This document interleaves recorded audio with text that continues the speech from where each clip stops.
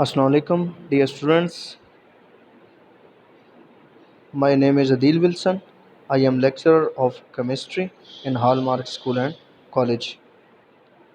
आज जो हमारा क्लास 10th का पहला चैप्टर है उसका नाम है यानी 9th चैप्टर है। टोटल 8 चैप्टर आपने क्लास 9th में पढ़े हैं और 8 चैप्टर इस बुक में आप पढ़ेंगे। पार्ट सेकंड यानी 10th क्लास में आप पढ़ेंगे। और जो आपका 9th चैप्टर है यानी फर्स्ट चैप्टर जो मैट्रिक का है उसका नाम है केमिकल इक्विलिब्रियम। तो केमिकल इक्विलिब्रियम के बारे में एक चीज़ हमेशा याद रखें कि उससे पहले हमें ये चीज़ पता होनी चाहिए कि केमिकल इक्विलिब्रियम किसे कहते हैं या इक्विलिब्रियम क्या होता है। तो हमेशा याद रखें state of balance is called equilibrium, यानी जो मुतवाज़न हालत होती है, मुतवाज़न हालत को हम क्या करते हैं, इक्विलिब्रियम कहते हैं। तो हम इसकी डेफिनेशन आपकी बुक में यूँ लिखी हुई है, तो मैं आपके सामने इसको रीड आउट करता हूँ। The state of a reversible process during which the rate of forward process becomes equal to the rate of reverse process is called equilibrium state। तो पहले जो हम टॉपिक सीख रहे हैं वो है इक्विलिब्रियम स्टेट। तो कहता है इक्विलिब्रियम स्टेट कहता है कि वो एक ऐसी हालत होती है या रिवर्सेबल प्रोसेस की। रिवर्सेबल कहते हैं उलट प्रोसेस, जो आगे की जानब भी मूव करे और बैकवर्ड भी पीछे की जानब भी मूव करे। तो वो वाली हालत रिवर्सेबल प्रोसेस की, रिवर्सेबल तरीक़ेकार की वो हालत जिसमें जो फॉरवर्ड आगे को जो प्रोसेस हो रहा है उसकी रफ़्तार और जो पीछे को जो प्रोसेस हो रहा है उसकी रफ़्तार दोनों की जब क्या होती है, बराबर होती है, तो उसे हम कहते हैं equilibrium state.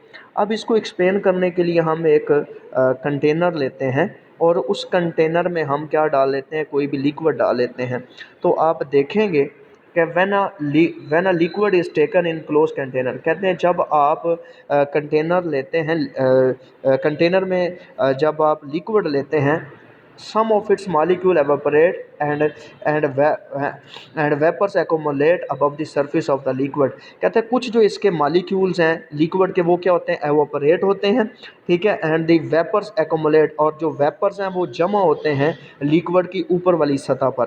Because vapour can not go outside of the container, क्योंकि जो वो ऊपर वाली सतह पे क्यों जमा होते हैं लिक्विड की, इस वजह से कि वो एस्केप आउट नहीं हो सकते, वो बाहर नहीं निकल सकते।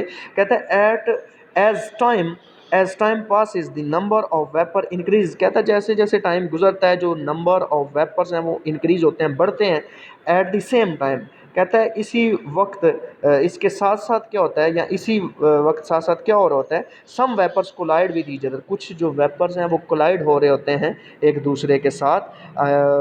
And also with the wall of the container, और कंटेनर की दीवारों के साथ भी कुछ वो क्या कर रहे होते हैं, कुछ पार्टिकल्स या कुछ जो मॉलिक्यूल्स हैं वो कोलाइड होते हैं। और जब वो कोलाइड होते हैं तो loses energy and rejoin the liquid surface, और वो क्या करते हैं कि जो वेपर्स हैं जो आपके पास मॉलिक्यूल्स होते हैं वो जब कोलाइड करते हैं एक दूसरे से या वॉल ऑफ कंटेनर से कोलाइड करते हैं, तो वो क्या करते हैं कि एनर्जी लूज़ करते हैं और दोबारा जो है वो लिक्विड सरफेस को क्या कर लेते हैं, जॉइन कर लेते हैं, ठीक है।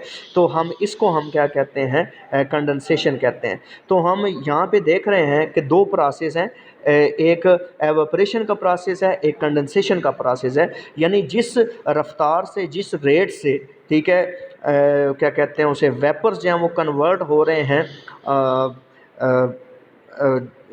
जिस रफ्तार से लिक्विड कन्वर्ट हो रहा है वेपरस स्टेट में, उसी रफ्तार से जो आपके पास मॉलिक्यूल्स हैं, पार्टिकल्स हैं, वो क्या हो रहे हैं, दोबारा कंडेंस हो रहे हैं। तो दोनों की क्या हो गई है, यानी फॉरवर्ड रिएक्शन और बैकवर्ड रिएक्शन, या फॉरवर्ड प्रोसेस और बैकवर्ड प्रोसेस दोनों क्या हो जाते हैं, बराबर हो जाते हैं, ठीक है। उनकी रफ्तार दोनों की क्या हो जाती है, बराबर हो जाती है, एक जगह ऐसी आती है। तो इसको हम कहते हैं इक्विलिब्रियम स्टेट। तो इसका दूसरा नाम हमारे पास क्या होता है, dynamic equilibrium. Dynamic equilibrium situation during which two opposite process occur at equal rate. कहता है कि डायनेमिक इक्विलिब्रियम वो इक्विलिब्रियम होता है जिसमें जो दो उलट प्रोसेस होते हैं, जो एक दूसरे के मुखालिफ प्रोसेस होते हैं, वो इक्वल रफ्तार से यानी इक्वल रेट से वो जब क्या कहते हैं, हो रहे होते हैं। यानी फॉरवर्ड प्रोसेस और बैकवर्ड प्रोसेस क्या होते हैं, इक्वली रेट से क्या हो रहे होते हैं, कंडक्ट हो रहे होते हैं। अब जय मिसाल के तौर पर रस्सा कशी की अगर आप इसमें एग्जांपल देखें तो अगर 5 बंदे एक साइड पे हैं, रस्से के एक साइड पर 5 बंदे दूसरी साइड में हैं, तो दोनों में क्या हो जाएगा, स्टेट ऑफ बैलेंस क्रिएट हो जाएगी। इसको हम डायनेमिक इक्विलिब्रियम का नाम देते हैं, यानी फॉरवर्ड प्रोसेस और बैकवर्ड प्रोसेस दोनों की रफ्तार क्या हो जाएगी, बराबर हो जाएगी, स्टेट ऑफ बैलेंस क्रिएट हो जाएगी, that is known as dynamic equilibrium. और हम इसको कह सकते हैं इक्विलिब्रियम स्टेट।